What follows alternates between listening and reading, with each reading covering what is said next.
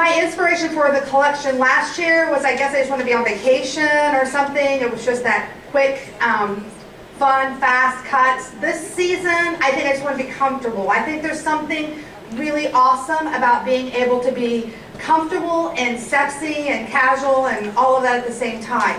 My biggest inspiration was curl. I see curl coming back now, and I'm really excited about that because we haven't seen it for a very long time. I'm talking more natural curl than I am induced curl. But the problem with natural curl that we have, or we run into more than most of the time, is that trying to control it. And that's why a lot of people with natural curly hair blow their hair out or flat iron their hair, is because they feel like they have more control. The curl typically isn't consistent. It'll be curlier in the front, straighter in the back, curlier underneath, straighter on top, or vice versa, or a combination of all of the above. So I decided we needed a way to be able to control that curl a little bit better. So what I came up with was a technique called purling. And I'm going to talk to you about this for a second. Then I have a lovely lady that said she would let me cut her hair, and I just asked her, and she didn't even know whether I can cut hair or not, but we'll see how that goes. But she must be a lion. Or not her, but the system or the technique that I want to use is I either want to speed up the curl or slow down the curl. And on some areas of the head, I want to do one, and on some areas of the head, I want to do other. I control that by the sections that I take. The bigger the section, the slower the curl. The smaller the section, the tighter the curl. So that's the way I control the speed. And then I use a curved shear to do the remainder, or to actually do all the work with. And I do a technique called purling. I'm going to show you right now, and then I'm going to actually do it. But I just take my shear, and as I go up the hair, I take my shear and I go back and forth to cut, so that I'm able to create the wave that I want in the hair and have the hair do more what I would like for it to do. Kathy, I'm going to have you come on off here if you don't mind. Are you guys seeing more curly hair come back in? Yeah, we're seeing a lot of curling wands, rods, irons, that sort of thing making a comeback too. She has beautiful hair. But anyways, my inspiration was just that romantic, sexy, casual, less fixed look.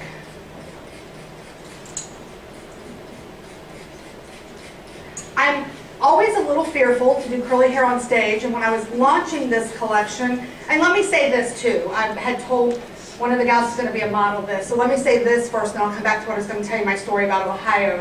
But my collection is an 8-hour collection. It's a combination of curl and color and cut. So with that said, I have an hour today. So what I have found to be the most effective in the shorter period of time classes that I have is to show you components of the collection so that you can take some of the information home today and use it. So I'm not going to do an entire haircut. I'm going to finish the technique that I'm going to do, but I'm not going to do an entire haircut at all today. I'm not changing any length or anything like that. I'm going with what they already have so that I can share the different techniques with you. When I was in Ohio a couple of years ago, I had a gal with natural curly hair just beg me to cut her hair. She came up to the booth a couple of times. She had seen me do hair on Sunday, and so against every fiber in my being. Do you guys ever do this? Somebody really wants something, and you're thinking this is not going to work, but you think, well, if I take tinier sections, if I go with the highest developer, you guys have all done that, right? Everybody's done that at some point in time. You just let somebody talk you into doing something that went against everything you thought. That's what happened at that hair show. This gal had mega hair, mega natural curly. I did a little cutting technique, and then I just wanted to get her relatively dry so I could go through with the heated razor. I'm going to show you guys that today also. She had 2 hairstylist friends that were with her who I thought, they were like, well, we'll take her to the restroom and we'll dry her a little bit for you. All right, that's great. They took her, I had 5 minutes left in class when she appeared at the door, and she looked like a chia pet. It was like this. I mean, that's no exaggeration. It was horrible. I wish, at the time I told Bonnie, like, stop the camera, I don't want any pictures, I don't want anything, but I wish I would have now, just so I could show you guys. You can't even believe that a hairdresser and 2 friend hairdressers would not think that wasn't good. You wouldn't even think that. So anytime I'm trying to do natural curly hair, I'm always reminded of that. Now, when I cut curly hair, I like to cut on a square form. I feel like if I follow the shape of the head of curly hair, I end up with some type of glorified Q-tip. And I don't like that look. I just don't think it's attractive. So I like curl. I want to show off the curl. So I cut on planes. I cut on planes that are perpendicular to the floor or parallel to the walls, and perpendicular to the walls, parallel to the floor and the ceiling.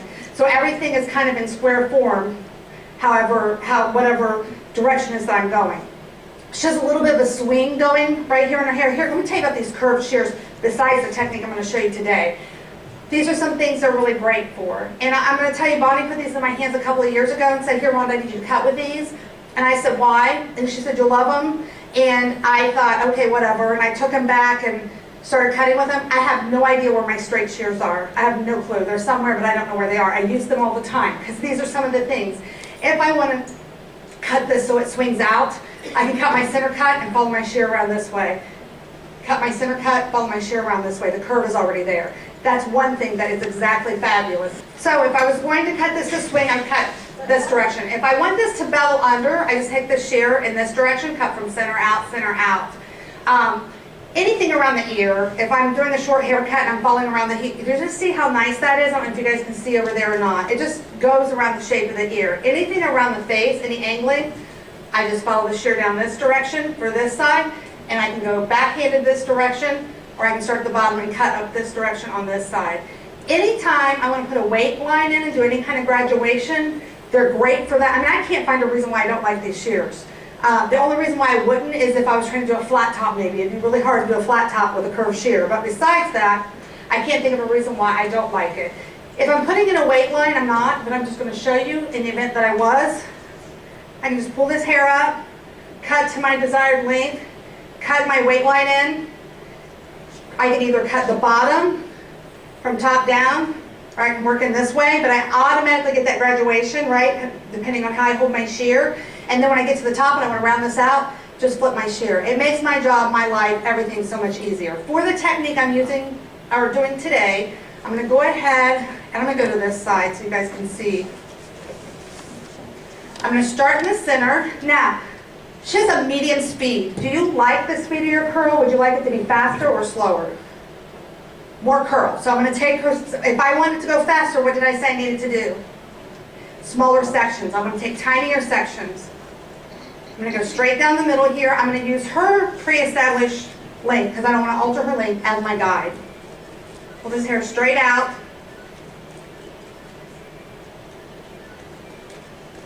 Now, I want to stay square. I'm going to stay parallel to the wall here. I say that sometimes I don't have a mirror here, so I can't see for sure if that's exactly what I'm doing. If it's not, listen to what my mouth is saying and not what my fingers are doing, but that's my goal. Now, I always start with the cut where the shear is more concave. Concave is when it goes in and the ends come out. So that's the first cut I'm going to make. I'm going to cut straight up.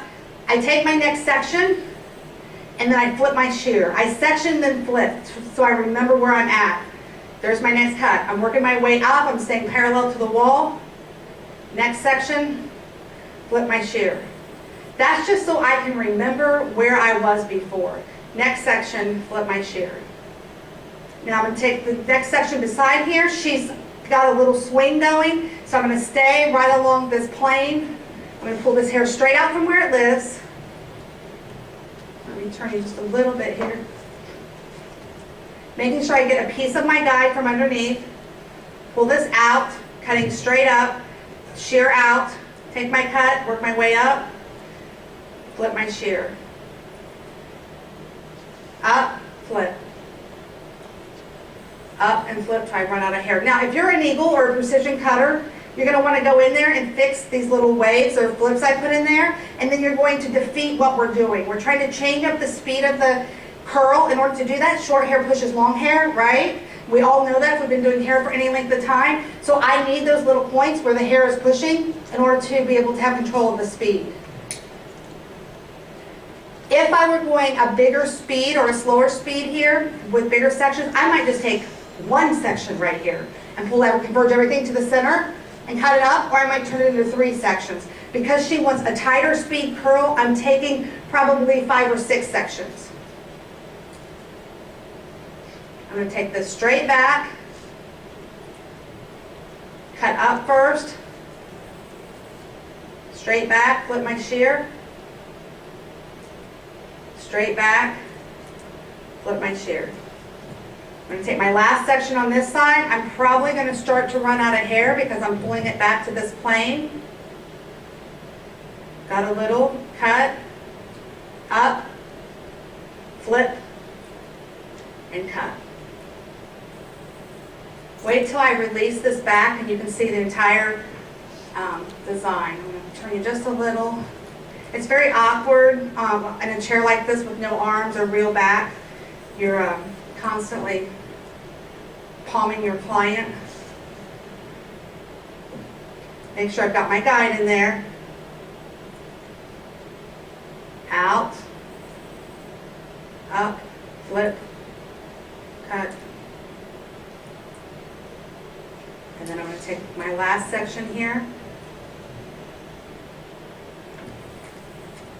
Pull this back.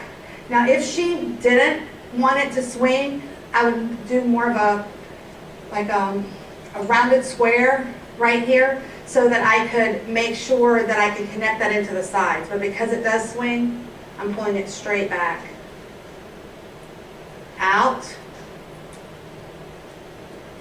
Now the other thing I can do with a curved shear that I can't do with a straight shear is I can do some directional point cutting. If I want to make sure this swings even more to either side, I can go right back here to the center back. Can you see me okay?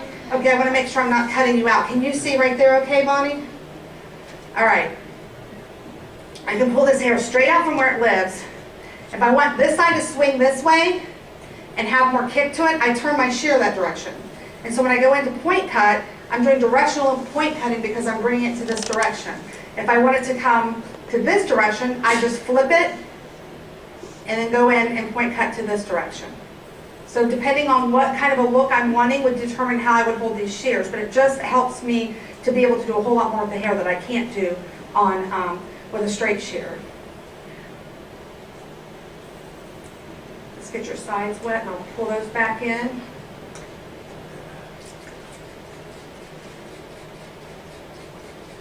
If I were cutting this from start to finish, there probably are some other things that I would do with the haircut. I just want to show you this technique. It's going to work awesome. I'm going to pull all of this hair straight back. Let me come around. And it's probably not going to reach a lot. There's a little bit. Cutting up. Switch my shear. I always switch after I comb, just so I remember. It's kind of like when you're using a couple of different colors in your foils, and if you don't use colored foil, you kind of get lost on where you're at, so you have to open it back up so you can see where you've been. Tell me none of you have ever done that. I love colored foil for that very reason now. It helps to idiot-proof my work, so I don't have to think. I can actually talk and work.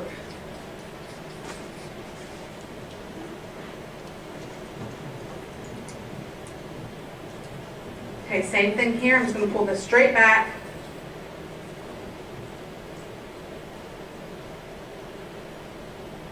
Up. Flip. And up.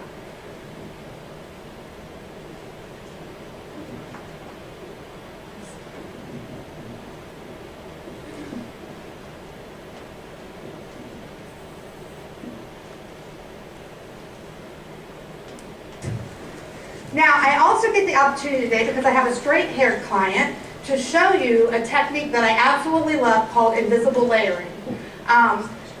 Do you have natural curl in your hair at all? A lot of times I have a lot of clients that have natural curl, and a lot of times I use this technique for that. But because when I come to the show, I get what I get, it's just a way to help debulk this hair. Her friend was saying she likes a little fullness in her crown. She's done a little back combing here to achieve that. But yet she doesn't want to see blonde hair, especially. If you put definite layers in, you see definite layers. It just doesn't look really pretty. It doesn't flow as well. So this is a technique to help with that. Let me go ahead and get her draped. I don't feel like she wants this completely angled around her face, but I do feel like we need to lighten these ends just a little bit right through here. So I'm going to use my fishbone. I could use my heated razor for that also. I just want to be able to show these to you first, and then I'll show you the heated razor. We'll do a little heat stroke on her in just a little bit so you guys can see that. The fishbone can be used on dry or wet hair. It is a shear that works as a razor. The nice thing about that is that I don't have to change the blade every other haircut. Your cutting blade is your razor blade. It's similar to, I don't know if any of you have used like a carving comb where it has more of a cutting side on one side and a texturizing side on the other, or any tool that does that. It sort of has the same thing. When I use this tool, I don't use the finger holes at all. I just hold it like I would hold a razor. When I use it for razoring, I can go in and use it for cutting. I can also point cut with it, and it's blunt on the end, so you're not as likely to cut yourself. The difference is when you do, you know it, because it takes a little bigger bite out of it than what it does otherwise. I'm going to go ahead, start right here, come down, and just knock that corner off. It works just like a razor. I don't know if you guys just saw that. Just knock this corner off just a little bit. It's not open. I'm cutting with the outside of the shear, if you will.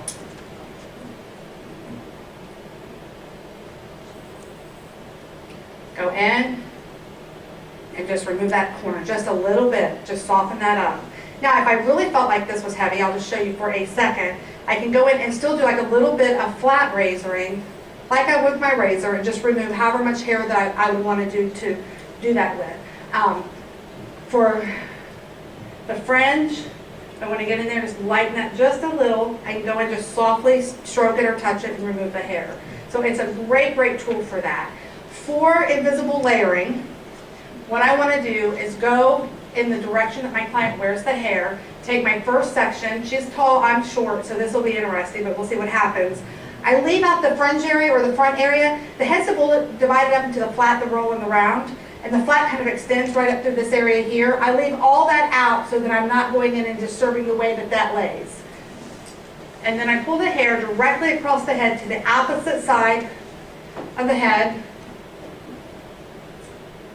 And then I always try to stay about midway between the length and the base of the hair. I'm going to do a technique where I'm not going to shut my shear completely, or I'm going to be doing noticeable layering. It won't be invisible layering at that point. And I'm just going to lay my shear there and just feed the hair into the shear, or the shear into the hair, and work my way around back to the side I started on. I'm going to take my next section and do the same thing. I'm going to show you here in a second why the curved shear works really well for this also. Hair into the shear, shear into the hair. I'm going to switch tools. I'm going to switch to my curved shear. I automatically get that bend. I don't have to work as hard with the curved shear. I like using my fishbone because I get tired of using the same thing over and over. Pull this over to the opposite side where it grows. Halfway between base and length. And just work that on out. Yeah, it does. Really, really nice. We're just going to start to get a little more volume in there without having any cut lines for layering. You go directly in the back here.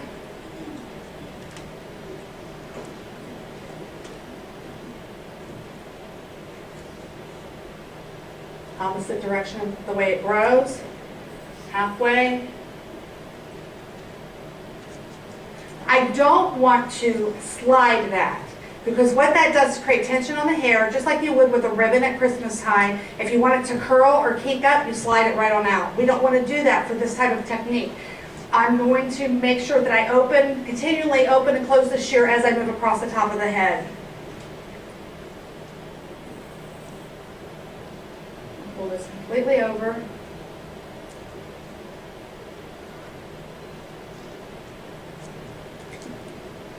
I'm going to take one more section, just dropping that hair out in the front.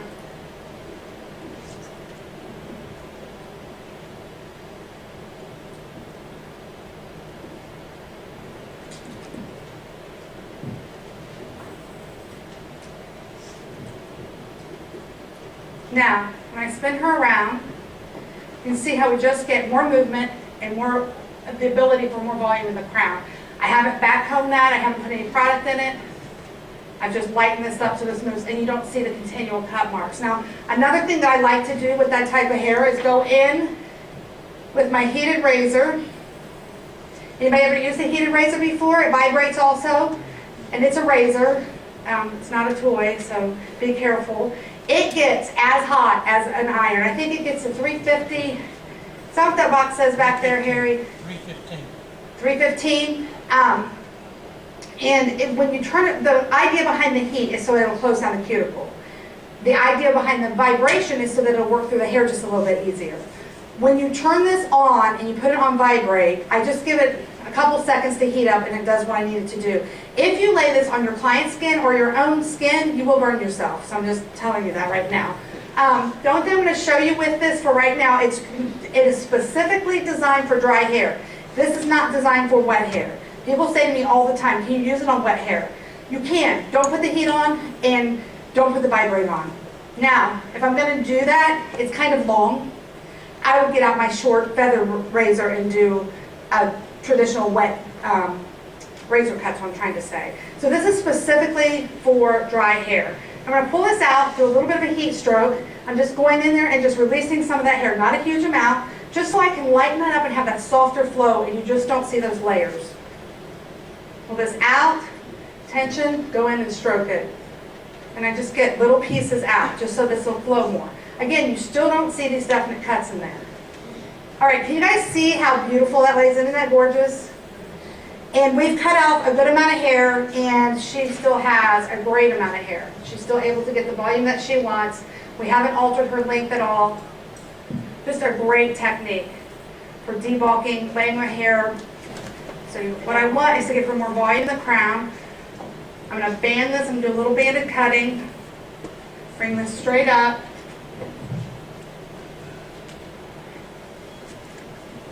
I'm going to go with my texture shear. So all I'm going to do is pull up each section, twist it, go in about halfway, use just the tip of my texture shear. I'm not closing all the way. I'm doing the same sort of thing that I did earlier when I was going in and doing invisible layering. I just want to make this hair move on top of her head for her. She's got a medium amount of fine hair, but she's got some seriously fine hair here. So it tends to want to lay flat. I'm going to try to keep track of the hair that I've already done. Take a section, twist it, go about halfway. I'm at the tip of my shear, and I'm just opening and closing it. Push that out of my way, take the next section, twist it. This is the kind of stuff your clients can learn how almost to do a complete haircut on themselves now, or have their friend do it. You go on YouTube and you can learn just about anything you want to learn. The more complicated you make it, or the more interesting you make it, the less likely they're going to try this at home, because they're obviously, most of the time, they're not going to have any kind of a texture shear, and they're not going to know how to put this in the back of their head and be able to go through and do what they need to do. Take this section, just work, and just try to keep track of where you've been. Go to your next section, pull that up, twist, halfway, work that out. Pull that up, twist, take it about halfway, and work it out. I'm almost there. I just want to create more movement, texture, support at the base of this hair than what she has. I don't want to get too close, because the last thing I want is to have a little piece of hair sticking straight out instead of encouraging the rest of the hair to go out. Could we use a dry razor? Absolutely. And guys, in this lot, I'll have my client come back and go, the last time you cut it with whatever tool is that I cut it with. And my response to them is this, I get bored. I get bored very easily, and I want to stay excited about what I'm doing. So it's not normally the tool itself, depending on specific techniques that I have that I need to look at. It's me staying energized behind the chair. So yeah, I can use this. Someone's asked me about this. I can just bring this straight up and do the same thing. Just kind of edge off that top layer, and it works really, really well. And if I haven't used it in a while, or if I've been using my texture shears for a while, I'll switch it up and do this. And if I just got this new tool, by all means, I'd be using it for everything I can.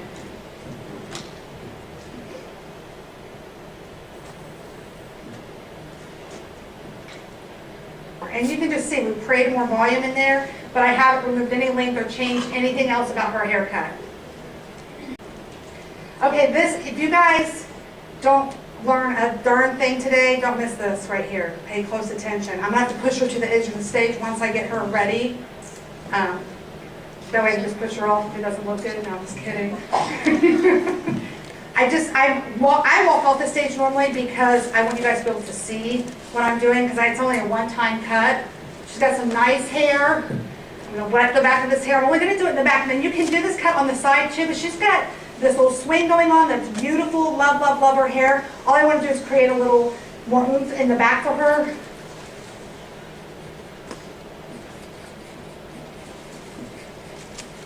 Nice amount of hair. I've never ever done this technique that I haven't liked it. I'm going to tell you, when you have this blonde hair, you want to make sure you execute it really well, because what does blonde hair do? Shows everything. So if you don't execute it really well, you're not going to like it at all. I'm telling you this for you, not for me.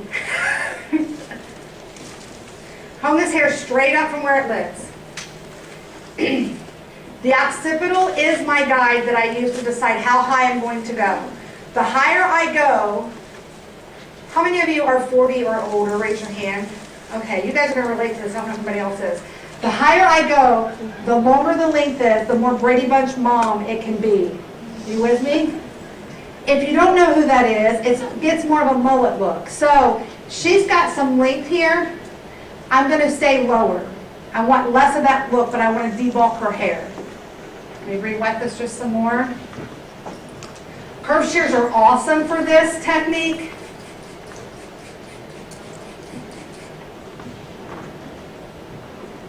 My great big curved shears are fabulous for this technique.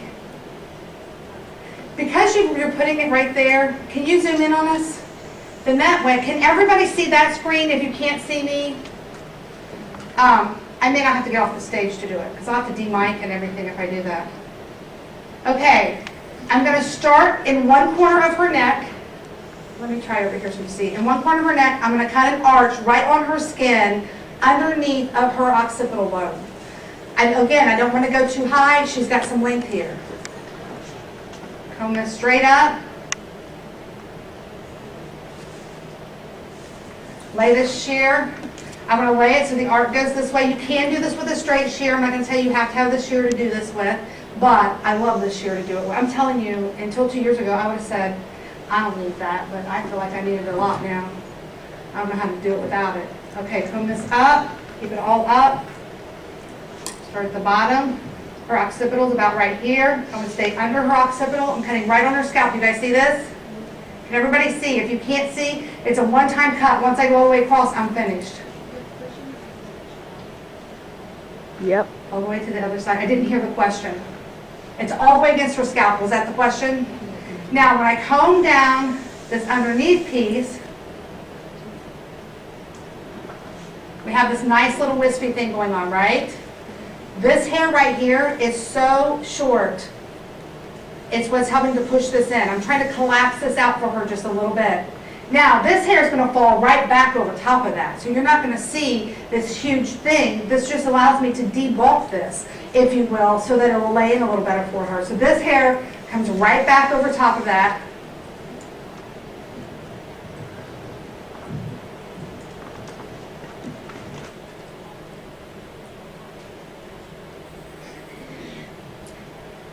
Now, I'm going to ask Bonnie to tell you anything she wants to tell you, because I want to dry this so you can see how this lays. Put your hands together backwards like this. That should not hurt. If that's hurting in here, that's one of the tests the doctors use to see if you're developing carpal tunnel. If you're using inferior shears, you may be compromising your client's hair, giving them split ends, or you may also be creating some health issues with your hands. So, and that's inferior shears, or you could be using good shears and not having them serviced regularly and have them sharpened correctly. So here's an exercise that will help you with carpal tunnel.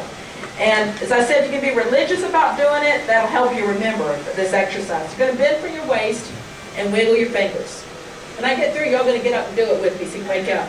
Wiggle your fingers. And you're going to come up and stretch your hands like this. Now, I'm not doing this. I'm stretching them out. I can feel all these tendons and everything opening up. And then it's above my head, stretching here. So as I said, You have to be religious about doing this exercise. You're going to humble yourself, and then you're going to pray, and then praise the Lord. Hallelujah. You want to get up and do it? Stretch? Come on. Wake up a little bit. Bend from your waist. Wiggle those fingers. Feels good on the back of your legs, too. Come up and stretch your hands. Let's pray. And then praise the Lord. Hallelujah. Now, I don't know if I do it in front of my clients. They might think you're a little crazy. But I would definitely do that in the morning. You know, if you go out for a run, how you stretch, this is the same type of thing if you're over that shampoo bowl. The way I got into this business with our first Bonica Shears is I was working in '96 at the Olympic Hair Salon, sharpening shears. And I got a real feel about how hard y'all work. We had up to a 3-hour wait. All the athletes got to come to the Olympic Hair Salon and get as many haircuts and shampoos as they wanted. They would be, we were working 14-hour days. Even though I don't do hair, once in a while they would have me back there braiding or shampooing or things I'm not qualified to do. Well, I can braid pretty good because I've got children, daughters. But y'all really work hard, don't you? I really, last year we were at this show and there was this lady, Edith, 83 years old. She bought the fishbone shear that Rhonda was showing, paid $398 for it, I think was the price last year. Our deal is if you buy the curve shear, the fishbone for you in class is just $250. So you can buy the curve shear set with the hot razor and all of that. We can give you the deals back there. But anyway, she bought the fishbone shear. She signed up for our Bonica Bash, and you may have that brochure on that. That's in January. That's in Atlanta. We have great educators coming. The first day, if you own a Bonica shear, you come free. The second day, there's hands-on classes, things like that, and there's a, I think it's $199 charge for the second day, $199 for the first day if you don't own a Bonica shear. But anyway, she came to the class last year at the Bash, took hands-on classes, 83 years old, and also bought some more shears. And she loves getting up in the morning, going in the salon to work. Now, I mean, how many people have the opportunity to be in a business that you can enjoy and can't even imagine retiring from because you enjoy it that much? If you don't enjoy doing your job, come see me and we'll talk about you getting into scissor sharpening or doing something else. But I mean, I think that's why I enjoy working with hairdressers, that you have such a passion for what you're doing. How you're coming there? We are good. Oh, that looks cute in the back. Turn her around. A bunch of different components today. Can you see how this collapses? Where's her friends at? Who'd she come with? You don't have any friends? I'm sorry, they're over here. I thought you were sitting with somebody. I didn't know who. Can you see how this just collapses in for her just a little bit so it's a little bit snugger? Now she can get as much volume up here. Sorry, that she wants.